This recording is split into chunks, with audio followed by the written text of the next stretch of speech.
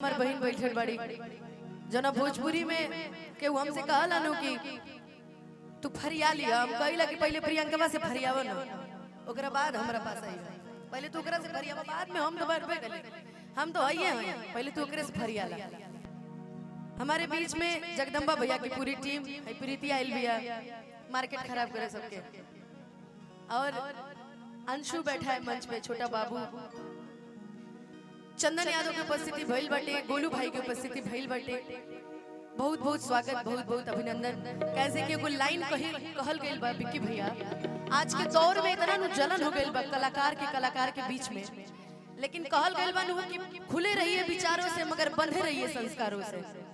केहू हमके ना पूछे, हमके कोनो दिक्कत नहीं थी, बाकी हम सबके पूछिला कि के कहां बा, ठीक बा, आइल बाटे त स्वागत अभिनंदन बा, बाकी बंधे रहिए और खुले भी रहिए। ताई ज्यादा समय ना लेते हुए, केहू के नाम छूट गए तो बुलवा ले भाई, ऐसा कोनो बात देखिए, लेकिन हमके नहीं के बुझात कि केहू के नाम छूटल सबके ऊपर। आ तोरा के का कहले दीपक भैया कि ते संस्कारहीन हो गइल बड़े बड़का बड़का स्टार लोग के साथे। अरे पगला, अब तो तोरे में संस्कार आइल बाटे।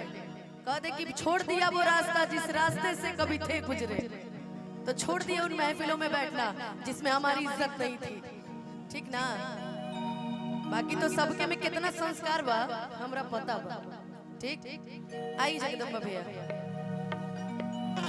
एगो छोट भजन से शुरुआत करब, ओकरा बाद तो फिर बहुत सारा ऐसा फरमाइश बाटे जोन पूरा करे के बा।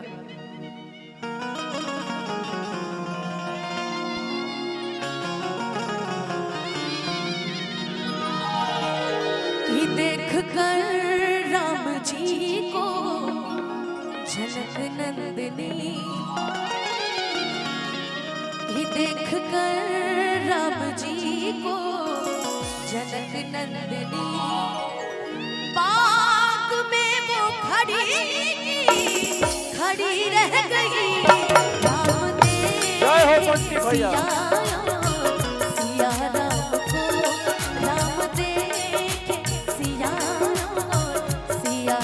को, चारों अखियां लड़ी रह गई।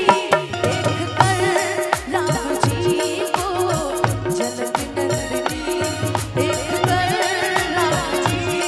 आज मिथिला नगरिया ने हाल सखिया, आज मिथिला नगरिया ने हाल सखिया, चारों गुलाम बड़का कमाल सखिया, चारों गुलाम बड़का कमाल सखिया। देख कर राम जी को,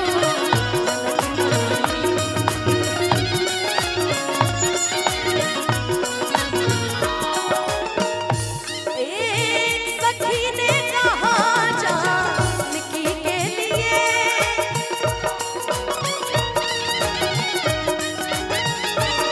रच दिया है विधाता ने जोड़ी सुखर,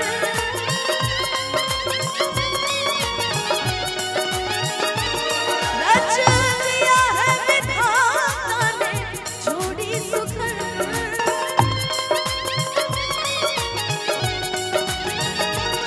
हमने के बीच में बड़ भैया विनोद यादव जी बैठल बनी। बहुत नाम सुननी है भैया के, अब बहुत सारा प्यार, बहुत सारा आशीर्वाद सबका मिल रहल बा। रच दिया है विधाता ने जोड़ी सुखर, पर धनुष कैसे तोड़ेंगे कोमल कुंवर, पर धनुष कैसे तोड़ेंगे कोमल कुंवर। मन में शंका बनी रह गई। देख कर राम जी को जनक नंदिनी, देख कर राम जी को जनक नंदिनी,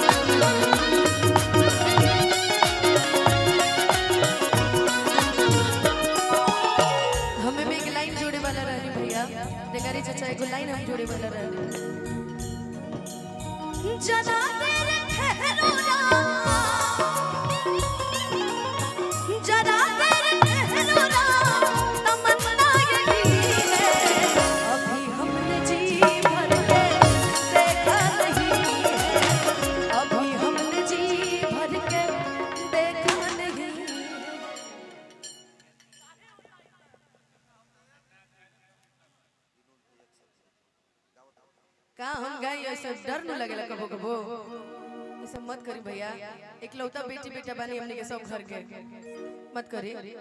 हाँ भाई बतावे के पड़ेला नु, विकी भैया की तरफ से बहुत आशीर्वाद। अभी हमने जी भर के देखा नहीं है, अभी हमने जी भर के देखा नहीं,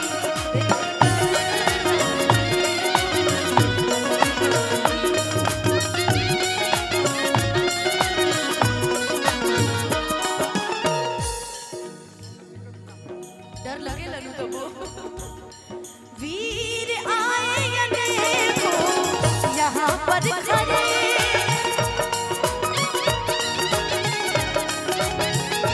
वीर आए देखो यहाँ पर खड़े,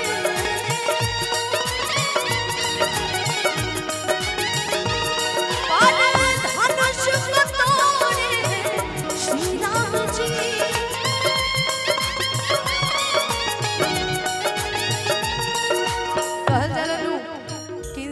धरती पर चाहे जहां घूम ले, अमेरिका घूम ले, लंदन घूम ले, बैंकॉक घूम ले, आरा, शाहपुर, गोरखपुर, नवादा, गया, कहीं घूम ले, बाकी बियाह शादी वहीं होकेला जहां प्रभु जी लिख के भेजेले, कहीं लुढ़कत रह, कोनो दिक्कत नहीं।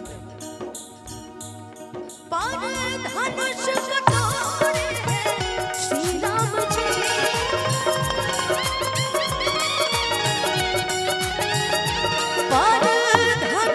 को तोड़े श्री राम जी, कोई फिर भी धनुष को हिला ना सका, कोई फिर भी धनुष को हिला ना सका, सबकी मस्तक तनी रह गई देख कर राम जी